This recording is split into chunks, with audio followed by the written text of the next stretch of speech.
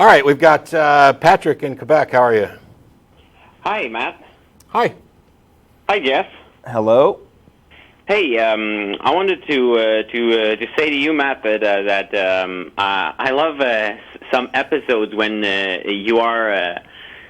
you're just justified in saying asinine all the time.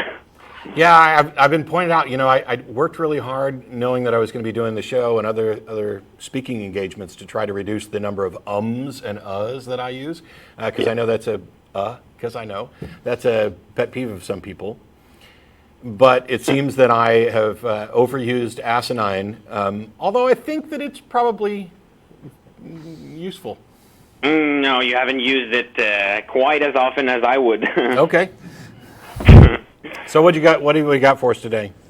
Yeah, I watch a lot of your shows on the internet, and especially right now, and every week if I can.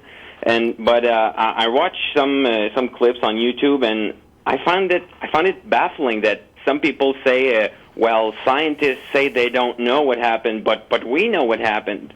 They're just criticizing the holes in science, but we know that religion has been crippling science for thousands of years. Yeah, I think what's going on there is they know that they have no right to claim to know, so all they can do is try to drag science down to their level. Right? Yeah. If they can drag science down to their level where everything is just a matter of opinion, then they get to be the guys who, we're in the majority, right, in most places, and therefore we get to win because it's just opinions and we have most of them on our side. And atheism is just another religion. Yeah. Right? We've dealt with this Sure. quite a lot, even in recent emails where people would write in to talk about faith or would call in to talk about faith, and they tend to try to claim that we, atheists, skeptics, rationalists, etc., have faith in science. And if they can make that point, then what that does is it elevates what they mean by faith by denigrating our confidence in science. And I tend to avoid using the word faith entirely. My definition of faith is the reason people give when they don't, or the excuse that they give for believing something when they don't have a good reason. And if you have a good reason, then you don't have any use for faith. And what a lot of people try to do is, instead of going with what people normally mean by faith, they try to redefine faith as if it is simply a lack of absolute certainty. Now, first of all, absolute certainty is largely irrelevant.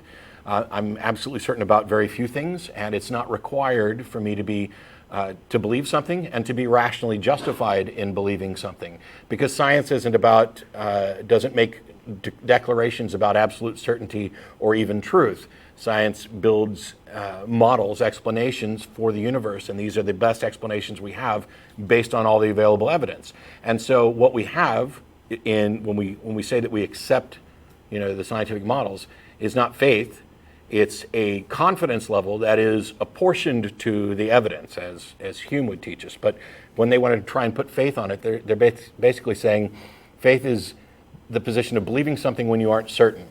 And that's just false. Let's chuck out absolute certainty, and let's take all the things that we believe in without being absolutely certain. And way over here on this side are things that we still have really good reasons for believing, that the preponderance of the evidence shows that these things are most likely accurate.